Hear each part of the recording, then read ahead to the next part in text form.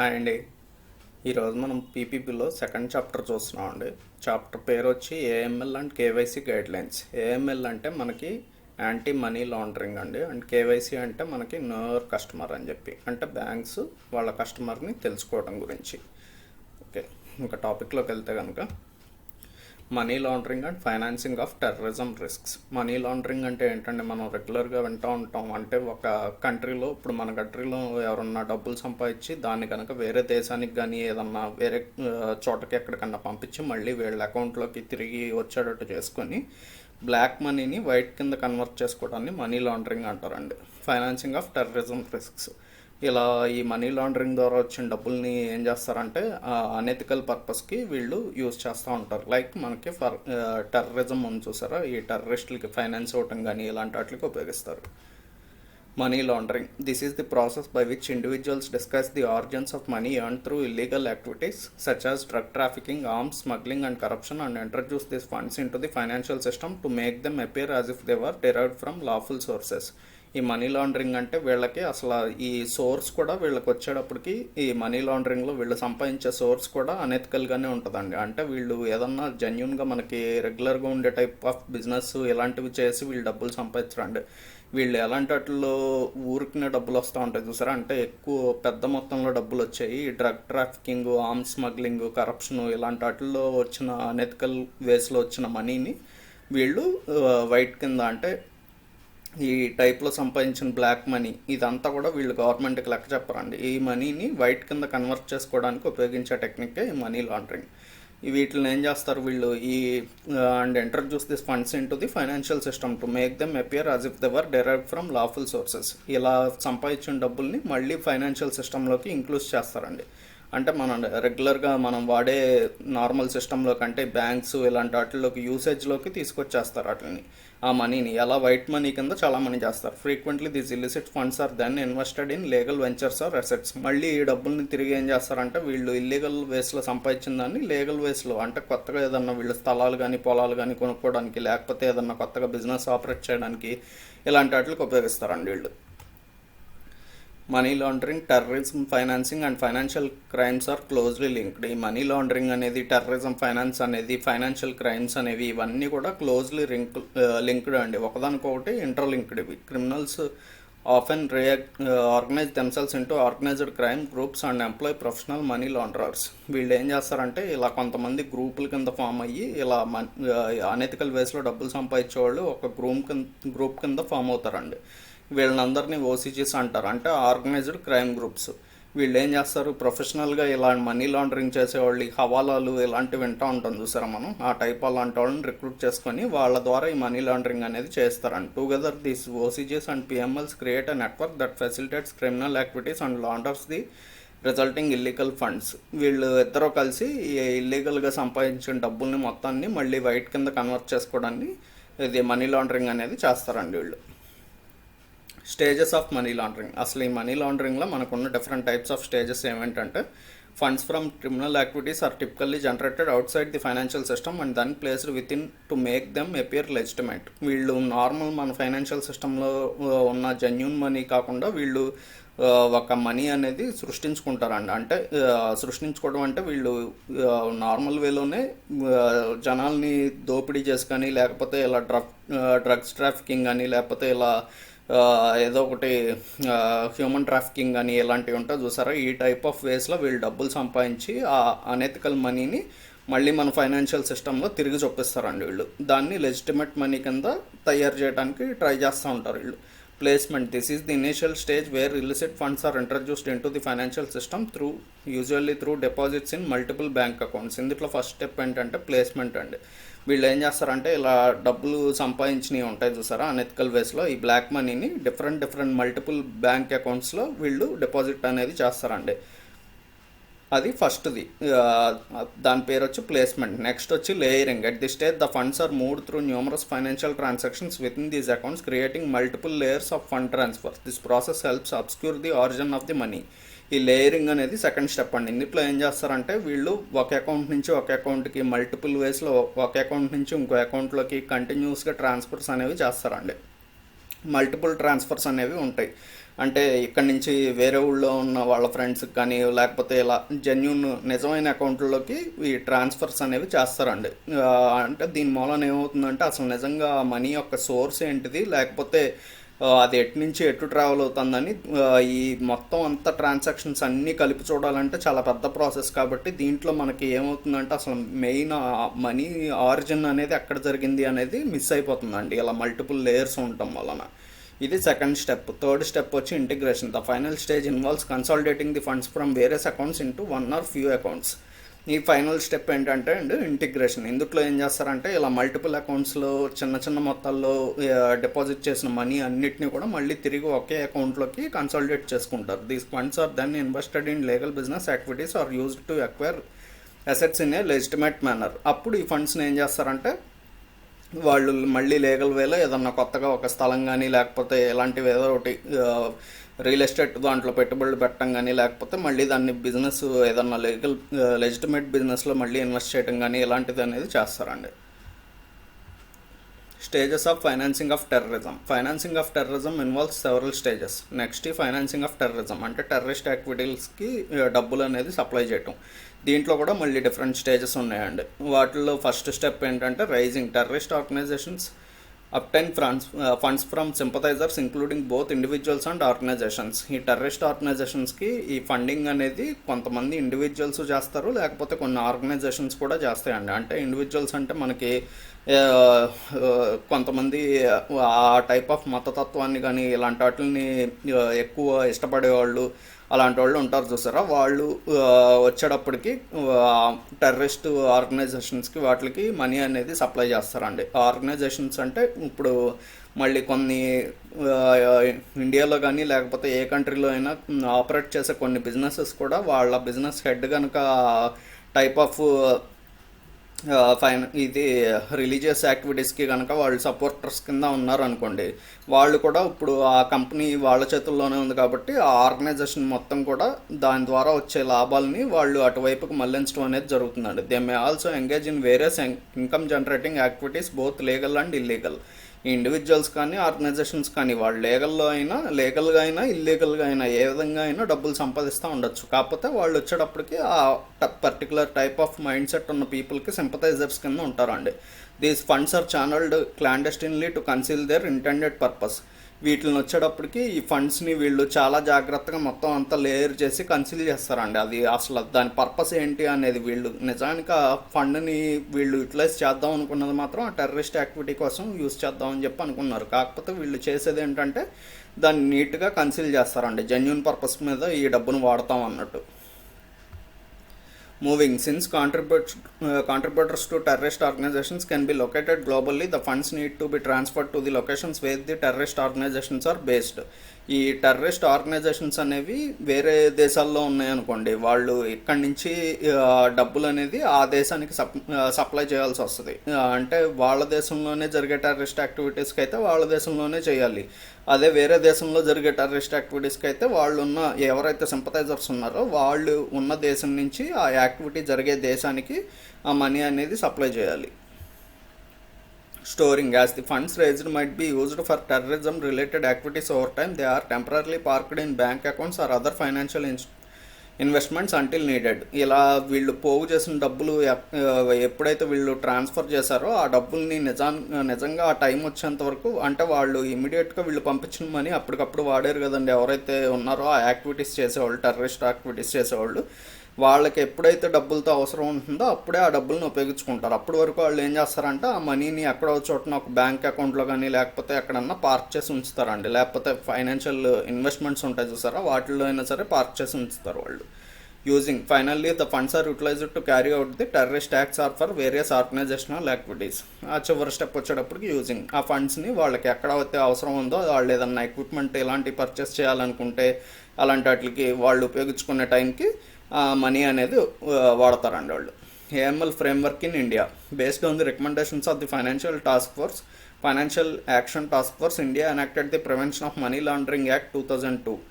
ఈ recommendations financial action task force వాళ్ళు పెట్టిన దీని ప్రకారం మనకి మనీ లాండరింగ్ యాక్ట్ అనేది తీసుకొచ్చారండి, prevention of money laundering act. ఇది వచ్చేటప్పటికి 2002లో పెట్టారండి మనకి prevention of money laundering act అనేది. ఇది ఇంపార్టెంట్ బిట్ అండి, గుర్తుంచుకోండి.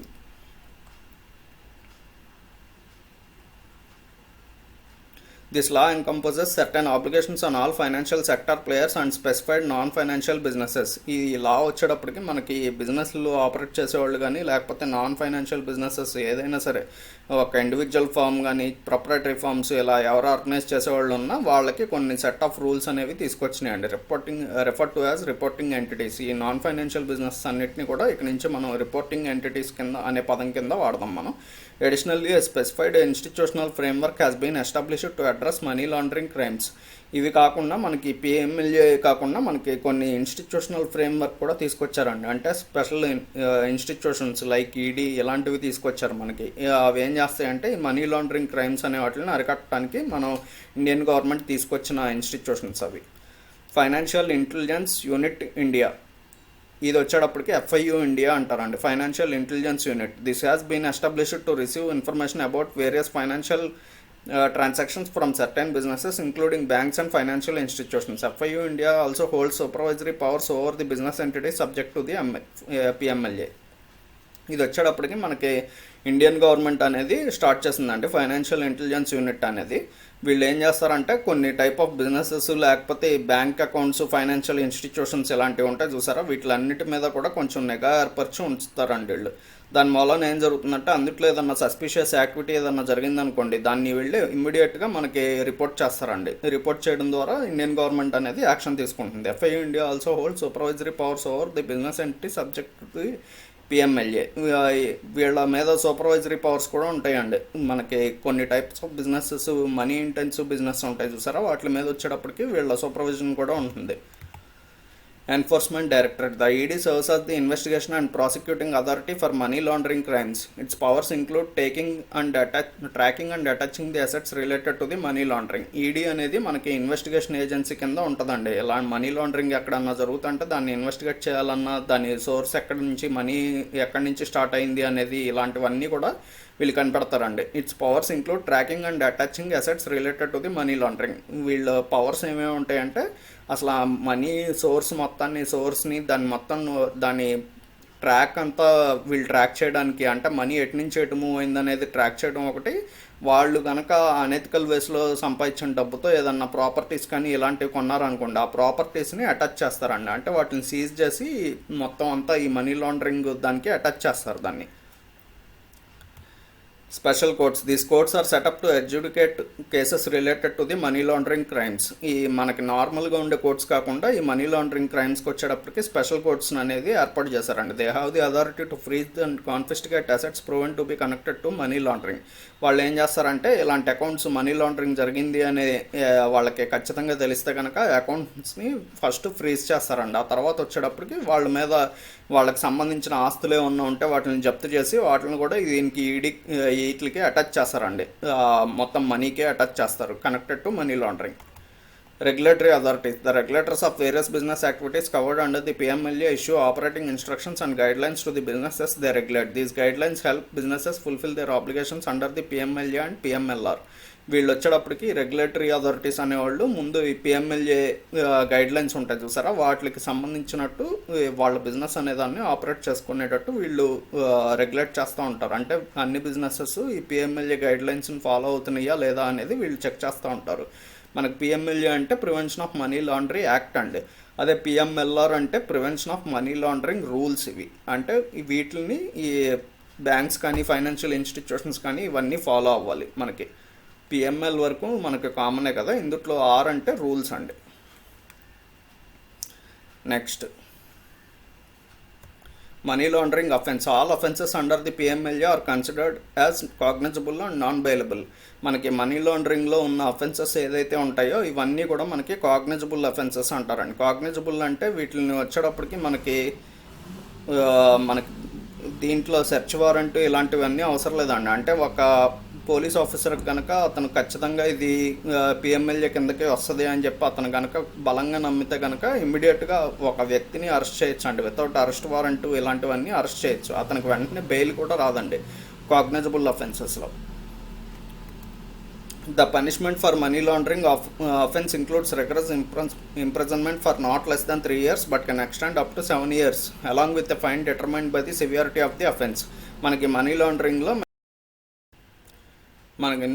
లాండరింగ్లో ఇంప్రిజన్మెంట్ వచ్చేటప్పటికి 3 years వరకు ఉందండి. అంటే బేసిక్ ఫస్ట్ లెవెల్లో కనుక వీళ్ళు తప్పు చేస్తే 3 years వరకు ఉంటుంది. అది 3 years ఉండాలని లేదండి, 7 years వరకు ఉండొచ్చు, లేకపోతే ఒక్కోసారి 10 years వరకు కూడా ఉండొచ్చు అండి. మనకి అది వచ్చేటప్పటికి వాళ్ళు చేసిన క్రైమ్ని బేస్ చేసుకొని ఉంటుందండి. అంటే వాళ్ళు ఎంత పెద్ద క్రైమ్ చేశారు అనే దాన్ని బట్టి బేస్ అయి ఉంటుంది. అది కాకుండా కొన్ని టైప్స్ ఆఫ్ వాళ్ళకి ఇది కూడా వేస్తారండి, అంటే ఫైన్లు కూడా వేస్తారు వాళ్ళకి.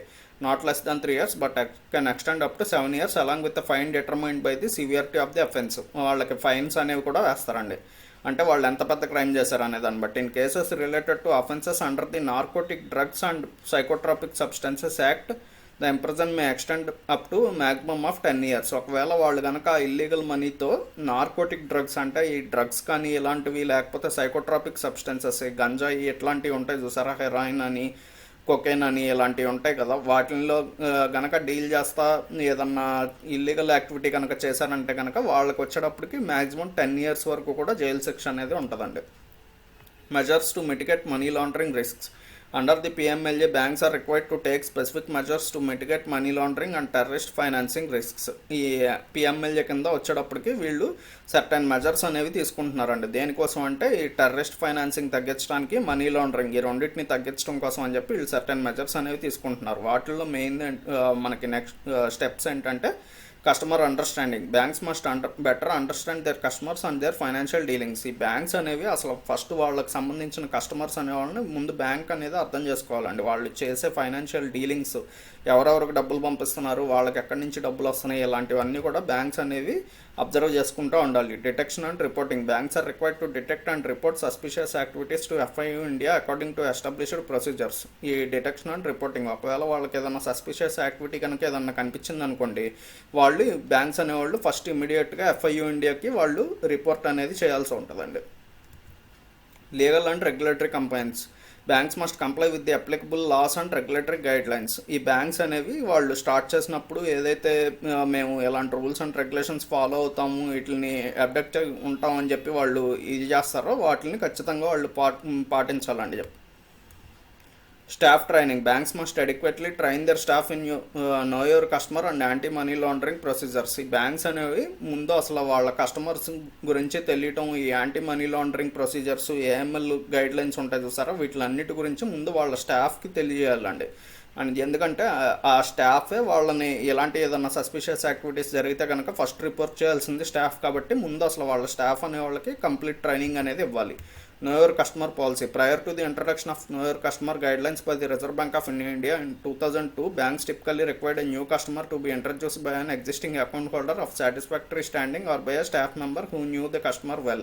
మనకి KYC గైడ్లైన్స్ అనేవి తీసుకురాకముందు ఇదివరకు మనం బ్యాంక్ అకౌంట్ కనుక ఓపెన్ చేయాలంటే ఆల్రెడీ అందుట్లో ఎవరన్నా అకౌంట్ హోల్డర్ ఉంటే కనుక అతను రెఫర్ చేయాలి, లేకపోతే కనుక ఆ బ్యాంక్ ఎంప్లాయీకి ఖచ్చితంగా ఈ పర్సన్ అనేవాడు బయట ప్రైవేట్గా తెలిసి ఉండాలండి. అలాంటి వాళ్ళకి మాత్రమే అకౌంట్ అనేది ఓపెన్ చేసేవాళ్ళు. Following the RBI guidelines on KYC, banks are no longer advise to obtain such introductions.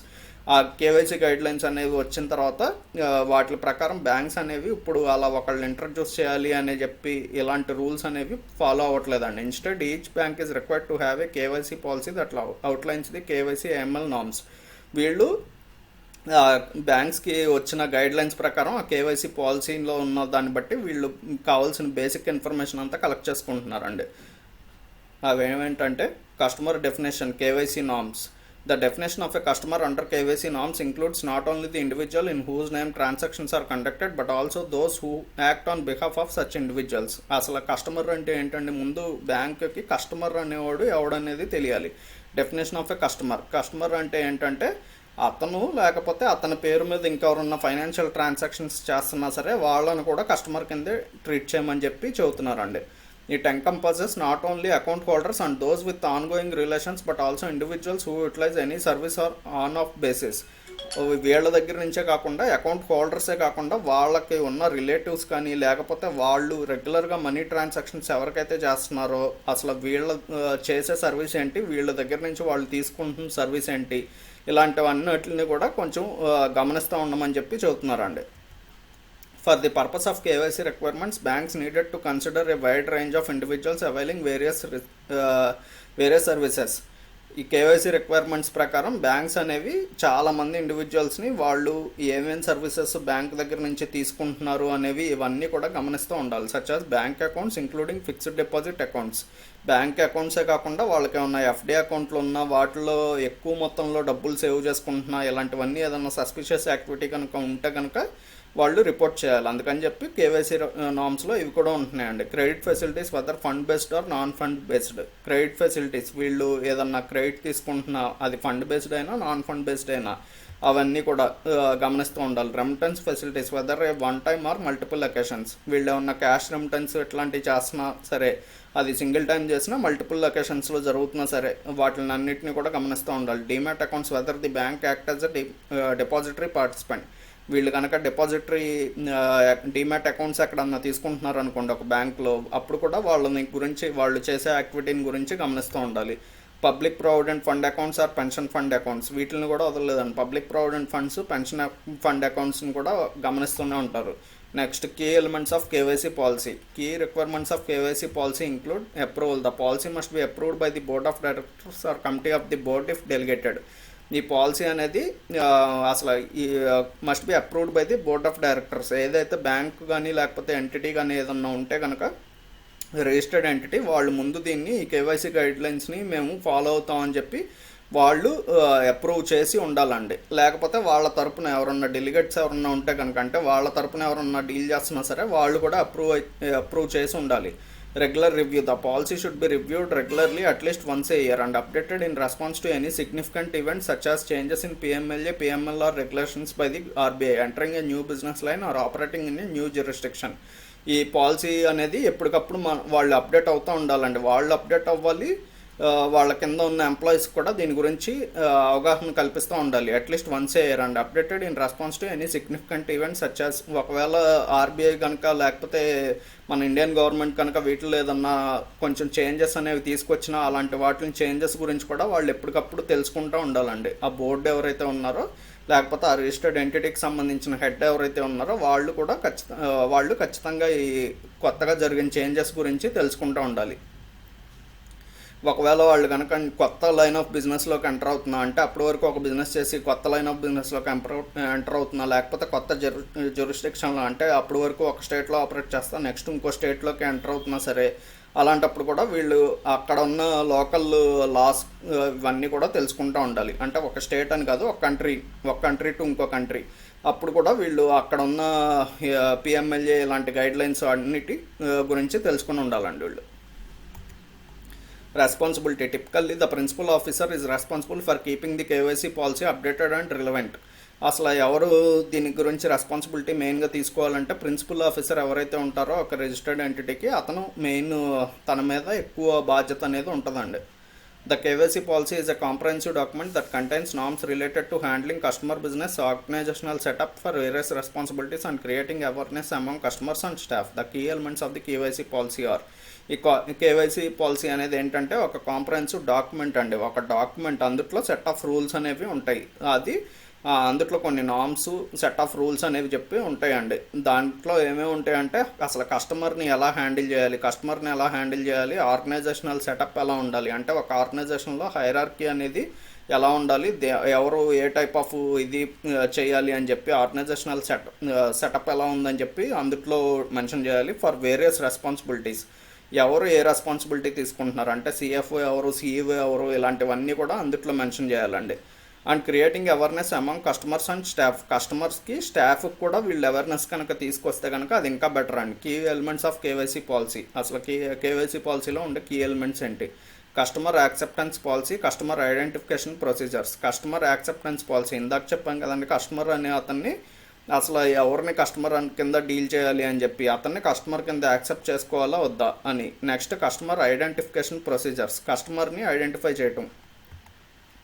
Risk management కింద వాళ్ళని అంటే ఎవరు హై రిస్క్ కస్టమర్, ఎవరు లో రిస్క్ కస్టమర్ అని చెప్పి డిఫరెన్షియేట్ చేసుకోవడం. నెక్స్ట్ మానిటరింగ్ ఆఫ్ ట్రాన్సాక్షన్స్, వాళ్ళు చేసే ట్రాన్సాక్షన్స్ని మానిటర్ చేసుకోవటం. ఇవన్నీ వచ్చి మనకి కేవైసీ గైడ్లైన్స్ సెట్ ఆఫ్ నార్మ్స్లో ఉంటాయండి. Organisational setup for AML. The PMLR stipulates that banks must designate the following functionaries to meet PMLA obligations. మనకి ఇందాక చెప్పుకున్నాం కదండి, prevention of money laundering rules. ఇవి ఏం చెబుతాయి అంటే ఒక రిజిస్టర్డ్ ఎంటిటీ అనేది అసలు ఈ పిఎంఎల్ఏ ఆబ్లిగేషన్స్ ఉంటాయి చూసారా, వాటిని ఎంతవరకు ఫాలో అవ్వాలి అని చెప్పి పిఎంఎల్ఆర్ మనకి స్టిపులేట్ చేస్తుంది అండి. డెసిగ్నేటెడ్ డైరెక్టర్, ప్రిన్సిపల్ ఆఫీసర్, ఇందులో ఎవరెవరు ఉంటారంటే మనకి ఆఫీసర్స్ అనేవాళ్ళు డెసిగ్నేటెడ్ డైరెక్టర్, అతన్ని డీడీ అంటారు. Next principal officer, PO. Each bank has distinct functions to discharge responsibilities of monitoring and reporting under the PMLA. ఒక్కో బ్యాంక్కి సెపరేట్ వాళ్ళకి సంబంధించిన డిస్టింక్ట్ ఫంక్షన్స్, డిశ్చార్జ్ రెస్పాన్సిబిలిటీస్ అంటే అందుట్లో ఉండే ఆ బ్యాంక్లో ఉండే హైరార్కీకి డిఫరెంట్ టైప్స్ ఆఫ్ రెస్పాన్సిబిలిటీస్ ఉంటాయి కదండి. అందుట్లో వాళ్ళు ఆ బ్యాంక్ వాళ్ళు ఇది చేసుకుంటారండి. అంటే ఎవరు ఇలాంటి యాక్టివిటీస్ని ముందు మనకి ఈ ఎఫ్ఐయు ఇండియాకి ఇలాంటి వాటికి రిపోర్ట్ చేయాలి అని చెప్పి వాళ్ళు ఇది అనుకుంటారండి under the PMLA. Designated director. The DD is responsible for overall compliance with the obligations of the bank as specified in the PMLA, PMLR and the regulatory guidelines of the concerned regulators. The DD shall be functionary who is మనకి designated director అనే అతను ఈయన responsible అండి. ముందు అసలు ఈ PMLA గైడ్లైన్స్ని అన్నిటినీ వీళ్ళు ఫాలో అవుతున్నారా లేదా, ఒకవేళ వాటిల్లో కనుక ఏదన్నా సస్పిషియస్ యాక్టివిటీ జరిగితే మొత్తం అంతా రిపోర్ట్ చేయాల్సింది డెసిగ్నేటెడ్ డైరెక్టర్ అనే ఆయన ఫస్ట్ ఇనిషియేటివ్ తీసుకొని, లేకపోతే ఈయన కనుక ఫస్ట్ ఈయన తరపున రిపోర్టింగ్ అనేది చేస్తారండి. ఆ డీడీ అనే ఆయన కింద ఎవరెవరు ఉంటారంటే the managing director or a whole time director duly authorised by the board of directors if the reporting entity is a company. ఒకవేళ అది కనుక రిపోర్టింగ్ ఎంటిటీ అనేది ఒక కంపెనీ అనుకోండి, ఆ కంపెనీ అయితే కనుక దాంట్లో హోల్ టైమ్ డైరెక్టర్ ఎవరైతే ఉంటారో, అంటే కంపెనీకి managing director, whole time director అని ఉంటారు కదండి, ఆయన మెయిన్ డ్యూటీ అనేది తీసుకుంటారండి. ఒకవేళ బోర్డ్ ఆఫ్ డైరెక్టర్స్లో కనుక ఎక్కువ మ్యాక్సిమం వచ్చేటప్పటికి బోర్డ్ ఆఫ్ డైరెక్టర్స్లోనే ఒక పర్సన్ హోల్ టైమ్ డైరెక్టర్ కింద ఉంటాడు. అలా లేని పక్షంలో బోర్డ్ ఆఫ్ డైరెక్టర్స్ అందరూ కనుక ఏకగ్రీవంగా ఒక పర్సన్ అనుకుంటే అతను ఉంటాడండి. ఈ పాయింట్కి మీనింగ్ అది. Next the managing partner if the RE is a partnership firm. ఒకవేళ రిజిస్టర్డ్ ఎంటిటీ అనేది పార్ట్నర్షిప్ ఫామ్ అనుకోండి, అందుట్లో ఇద్దరు పార్ట్నర్స్ లేకపోతే ముగ్గురు పార్ట్నర్స్ ఎంతమంది ఉన్నా సరే అందుట్లో ఒక మేనేజింగ్ పార్ట్నర్ వచ్చేటప్పటికి దీనికి రెస్పాన్సిబుల్ కింద ఉంటాడండి. Next the proprietor if the RE is a proprietorship concern. ఒకవేళ సోల్ ప్రొపరైటర్ అని ఉంటాయి చూసారా ఫామ్స్, అలాంటి కంపెనీ అయితే కనుక అప్పుడు అందుట్లో ఆ ప్రొపరైటర్ అనే అతనే మెయిన్ రెస్పాన్సిబిలిటీ అనేది తీసుకుంటాడండి. The managing trustee if the RE is a trust. ఒకవేళ అది కనుక రిజిస్టర్డ్ ఎంటిటీ ట్రస్ట్ అనుకోండి, అప్పుడు ఆ మేనేజింగ్ ట్రస్టీ ఎవరైతే ఉంటారో ఆయన రెస్పాన్సిబిలిటీ తీసుకుంటారు. A person or individual at the case may be who controls the managers affairs of the registered entity the RE is an unincorporated association or a body of individuals. ఒకవేళ అది కనుక unincorporated అనుకోండి, అప్పుడు అందుట్లో ఉండే స్పెసిఫిక్గా ఒక పర్సన్ ఎవరైతే ఉంటారో ఒక ఇండివిజువల్ అనే ఆయన బాధ్యత అనేది తీసుకుంటాడు. A person in senior management or equivalent designated as a designated director for cooperative banks and regional rural banks. ఒకవేళ రీజనల్ రూరల్ బ్యాంక్స్, కోఆపరేటివ్ బ్యాంక్స్లో అయితే కనుక మనకి సీనియర్ మేనేజ్మెంట్లో ఎవరైతే డెసిగ్నేటెడ్ డైరెక్టర్ ఉన్నారో ఆయన రెస్పాన్సిబిలిటీ అనేది తీసుకుంటారు ఇలాంటి వాటికి. The designated director is responsible for ensuring that the bank has an appropriate functional setup, systems and processes for KYC AML requirements. Designated director యొక్క రెస్పాన్సిబిలిటీ ఏంటంటే ఈ కేవైసీ AML గైడ్లైన్స్ని వీళ్ళు మొత్తం స్టాఫ్ అందరూ ఖచ్చితంగా ఫాలో అవుతున్నారా లేదా అనేది చెక్ చేసుకుంటూ ఉండాలండి. Keeps the KYC policy duly updated. KYC పాలసీని ఎప్పటికప్పుడు అప్డేట్ చేసుకుంటూ ఉండాలి. కొత్త ఏదన్నా చేంజెస్ జరిగితే కనుక వాటిని మొత్తం స్టాఫ్కి అనే వాళ్ళకి ట్రైనింగ్ అనేది ఇచ్చి నేర్పించి ఉండాలండి. Maintain skilled staff at all levels. ఈ స్టాఫ్ కూడా చాలా వరకు స్కిల్డ్ స్టాఫ్ ఉండేటట్టు చూసుకోవాలండి. అప్పుడే వాళ్ళు ఈ గైడ్లైన్స్ అన్నిటినీ ఖచ్చితంగా పాటించగలుగుతారు. Takes suitable measures in response to changing money laundering and terrorist financing risks. వీళ్ళు ఎప్పటికప్పుడు కొత్త మెజర్స్ అనేవి తీసుకుంటూ ఉండాలండి. ఆర్బీఐ కానీ లేకపోతే మనకి గవర్నమెంట్ చెప్పిన దాని ప్రకారం ఈ మనీ లాండరింగ్, టెర్రరిస్ట్ ఫైనాన్సింగ్ రిస్క్స్ని ఎప్పటికప్పుడు తగ్గించుకుంటూ ఉండాలి. Principal officer, money laundering reporting officer. ఈ ప్రిన్సిపల్ ఆఫీసర్ పని ఏంటంటే ఇలాంటిది మనీ లాండరింగ్ ఏదన్నా జరిగితే కనుక దాన్ని ముందు రిపోర్ట్ చేయాలండి. Banks must designate a senior officer as the principal officer for the PMLA. The main functions of the POR. ఈ పిఓ అనే ఆయన ప్రిన్సిపల్ ఆఫీసర్ మెయిన్ ఫంక్షన్స్ ఏమిటంటే కనుక monitoring the implementation of the banks KYC AML policy. ఈ banks అనేవి ఖచ్చితంగా ఈ KYC గైడ్లైన్స్ని ఏఎంఎల్ పాలసీని ఇంప్లిమెంట్ చేస్తుందా లేదా అని చెక్ చేసుకుంటూ ఉండాలి. Reporting transactions and sharing information with the FIU India. ఈయన ఈ ట్రాన్సాక్షన్స్ ఏదన్నా సస్పిషియస్ ట్రాన్సాక్షన్స్ కానీ లేకపోతే ఇలాంటివి ఏమన్నా ఉంటే ఆ ఎఫ్ఐయు ఇండియాకి ఈయన ఇన్ఫర్మేషన్ అనేది షేర్ చేయాలండి. Liaising with law enforcement agencies. ఈ లా ఎన్ఫోర్స్మెంట్ ఏజెన్సీస్ ఉంటాయి చూసారా, ఇందాక మనం అనుకున్నాం కదా, ఈడీ కానీ లేకపోతే ఎఫ్ఐయు ఇండియా కానీ ఇలాంటి వాటికి అన్నిటికీ వాళ్ళు పెట్టిన రూల్స్ అండ్ రెగ్యులేషన్స్కి వీళ్ళు అనుగుణంగా పనిచేస్తూ ఉండాలి. Ensuring submission of periodic reports to the top management or the board.